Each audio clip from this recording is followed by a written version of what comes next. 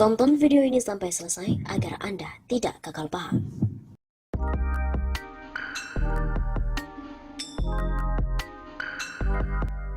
Menolak rezim sejak bulan Juni. Surat PP Muhammadiyah tanggal 16 Syawal 1441 Hijriah atau 8 Juni 2020 yang ditujukan kepada Presiden RI dan pimpinan DPR RI tentang RUU Omnibus Law atau RUU Cipta Kerja.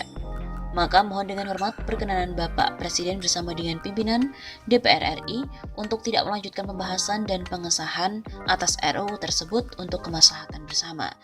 Dan menariknya guna disesuaikan dengan jiwa dan moralitas Undang-Undang Dasar tahun 1945 dan Pancasila. PP Muhammadiyah sebenarnya sudah resmi mengeluarkan maklumatnya menolak Omnibus Law sejak bulan Juni 2020, mendahului yang lain-lain. Sayangnya tak banyak yang tanggap dan peka untuk ikut bicara. Padahal sinyal bahayanya sangat benderang. Saat itu secara personal statement tokoh-tokoh Muhammadiyah juga sangat jelas. Sudah banyak yang gergetan. Sayangnya lagi orang-orang pintar dari kampus malah tak ada yang bicara keras. Indonesia pun mendadak aneh. Jadi semenjak awal sikap yang ditunjukkan Muhammadiyah itu tegas, jelas. Sudah berbagai dipikirkan bahwa ledakan seperti ini bakal terjadi dan ketika disahkan DPR barulah banyak orang yang terkaget-kaget dan baru sadar bahwa ada ancaman besar yang membahayakan bangsa. Sikap yang jelas, tegas, berdasar, kadang memang belum tentu disambut baik oleh orang lain. Biarlah, yang penting Muhammadiyah sudah berpijak dan berpihak dengan standar moral yang tepat. Meskipun beberapa jam yang lalu ada pimpinan negara yang bilang mereka yang menolak itu karena terpengaruh berita hoax. Ngomong dengan entengnya seolah tanpa mikir. Jadi, ketika ada organisasi besar bernama Muhammadiyah ini memberi seruan menolak terhadap Omnibus Law karena landasan-landasannya yang argumentatif, lalu ada yang bilang itu hoax, artinya Muhammadiyah dianggap penyebar hoax atau Muhammadiyah terhasut oleh hoax. Dia ngomong begitu pakai mikir apa enggak sih? Punya otak enggak? Atau kita lagi mendengar seekor kata sedang mendengung? Entahlah.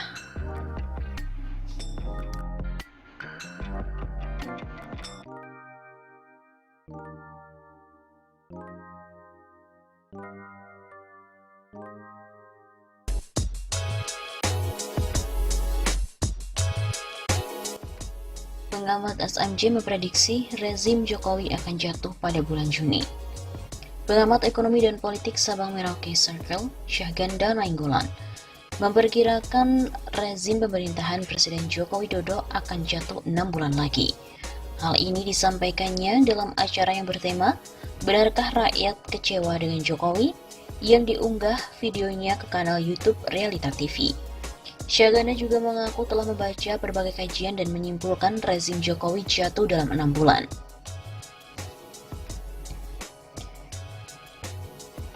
Prediksi ini pun berdasarkan pengamatannya dari sektor ekonomi dan juga politik.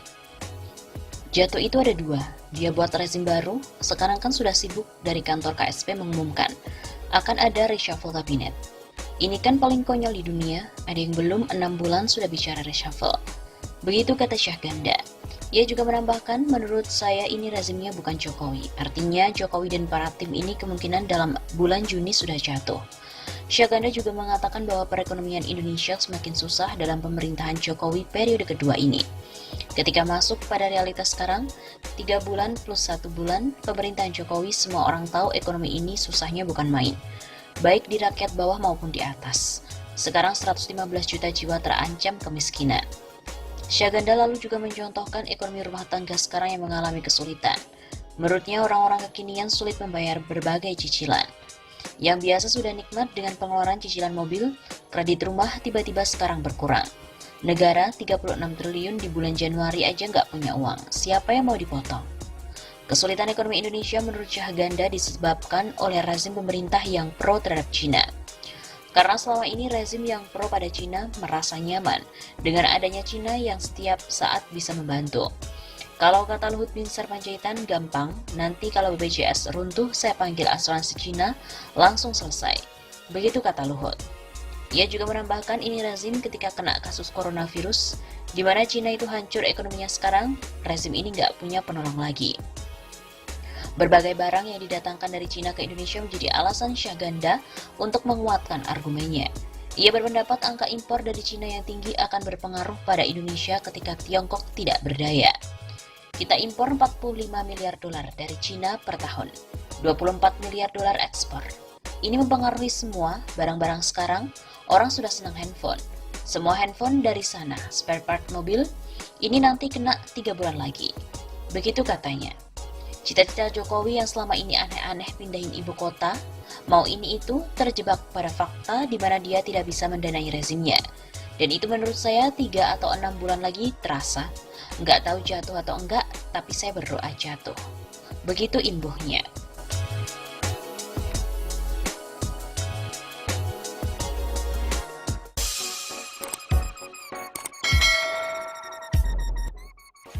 Wah, ada berita ini cukup mengejutkan.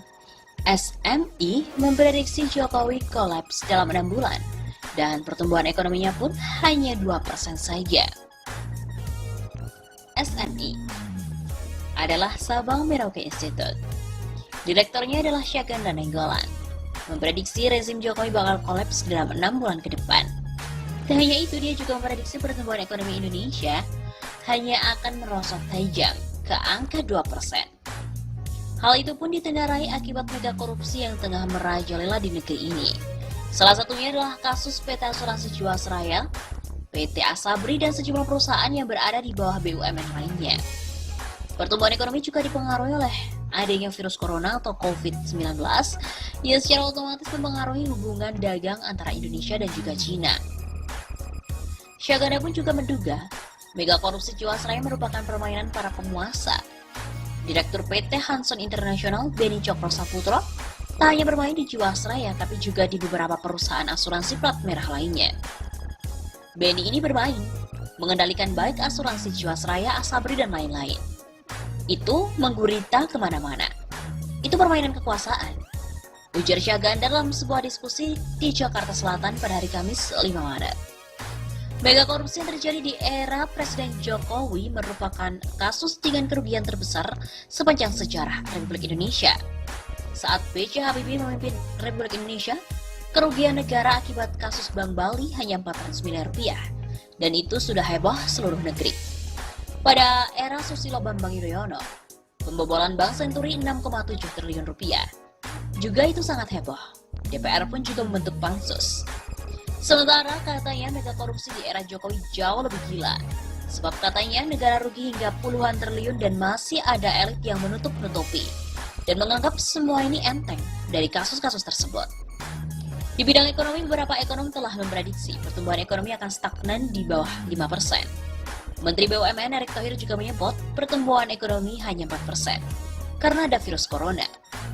Sementara untuk ekonomi senior, Rizal Ramli juga memprediksi hanya 4% saja. Kalau kata Syaganda, dia pun sudah tak bisa percaya lagi.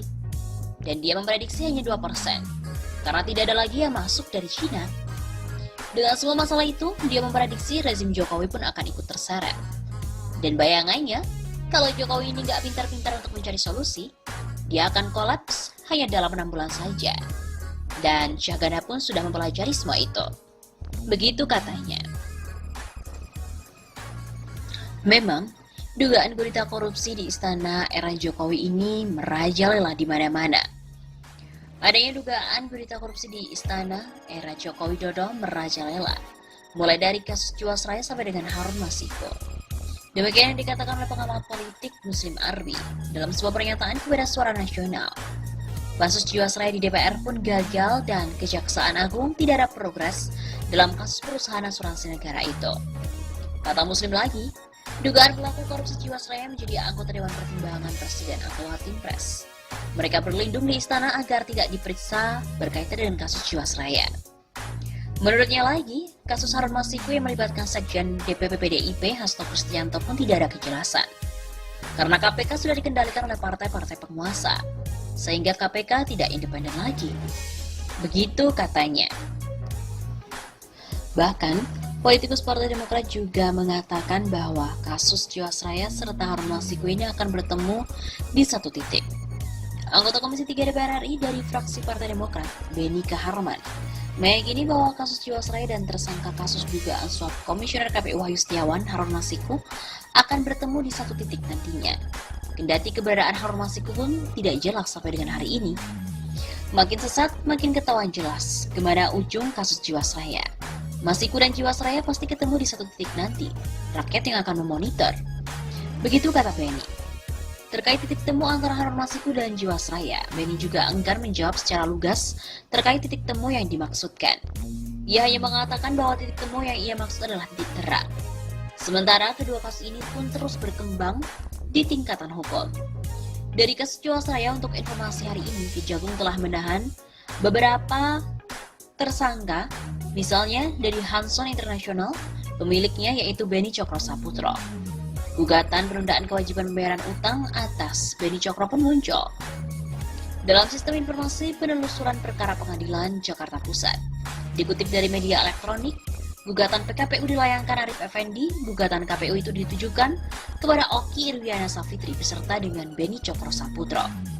Sedangkan untuk perkembangan dari kasus Harun Masiku terkini, penyidik KPK tertanggal 29 Januari telah memanggil Komisioner KPU Sumatera Selatan, Kelly Mariana.